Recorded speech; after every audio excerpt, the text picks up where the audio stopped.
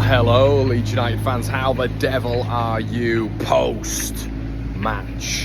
Leeds United drawing with Norwich City yesterday in a real battle, a real war of attrition, I felt. And we're back here with the three things that we learned after last night's draw. Okay, number one, and before we get into it, everybody, please make sure you're slapping a like, sharing to your friends as always, and contribute to the channel as much as you can. Head on over to the Patreon, get involved, people. And yeah, let's get into exactly what we learned yesterday. So number one, and I want you guys to let me know what you learned yesterday as well. Gruev injury equals opportunity. I'm a poet and I don't even know it. And I think it is.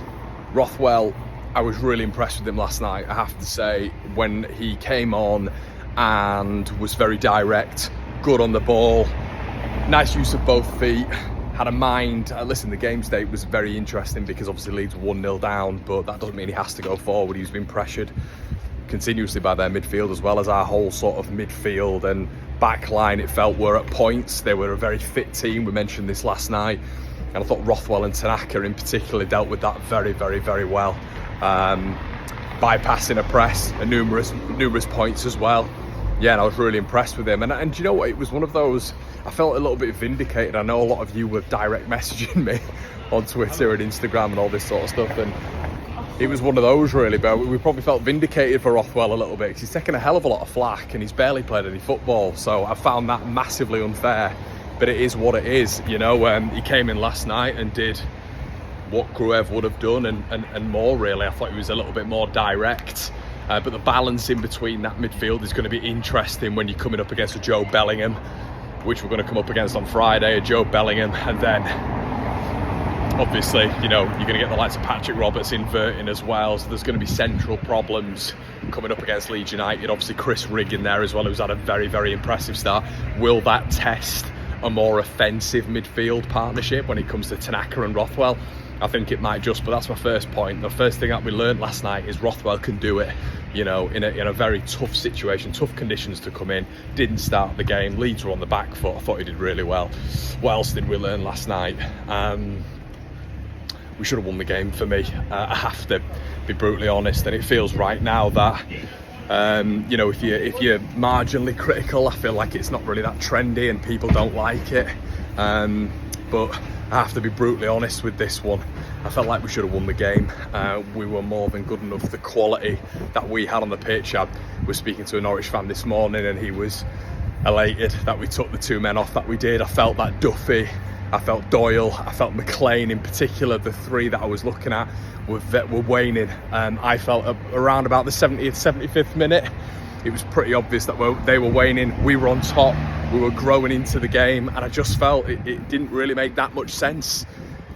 The rhetoric back to it is obviously that he's saving the players for obviously the game Friday. We've got a big turnaround. I think, to be fair to him, he said that in his post-match presser.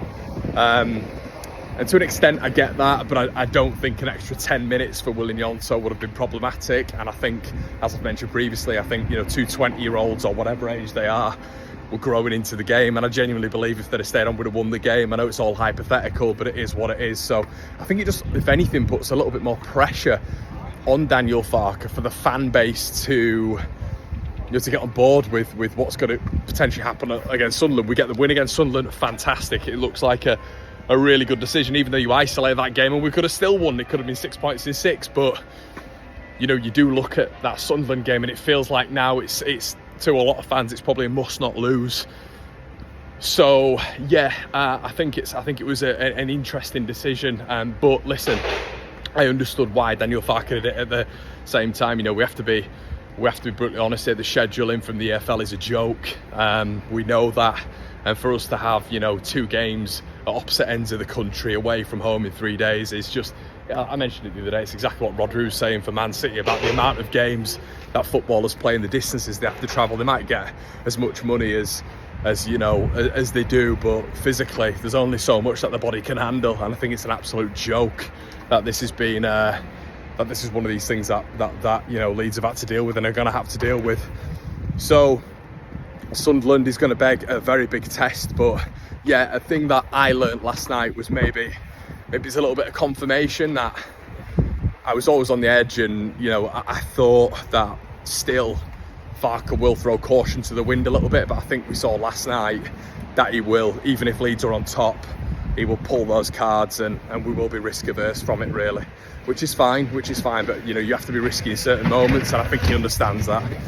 So if you're looking at the overall position that Leeds are in right now, it is interesting in terms of the points that we need to accumulate against some of the boys around us. I think us punching Sunderland's nose out of joint as well will send a big message, which is going to be advantageous obviously to Leeds. But we're not far off the top. What are we, 2 points off?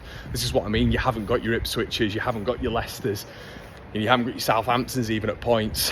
I don't feel anyone's really pulling away. Sheffield United, if they win tonight, which I think they will go above Leeds, and I think automatically then you're seeing the table sort of equalise. You're seeing Leeds, you're seeing Burnley, you're seeing Sheffield United all toward the top of the table. I think we'll make up 3 of the top 5 then as well. So you're seeing it all sort of equalise a little bit. Obviously you've seen Watford drop off a little bit, which have been sort of the obvious ones. Obviously West Bromwich Albion fell out of the top 2, didn't they, after they lost yesterday against Middlesbrough. So maybe the table's just going to sort of measure out a little bit. But what else did we learn yesterday from the game? I mean, I've not mentioned it yet really, but I've kind of touched on it, but it was Ramazani.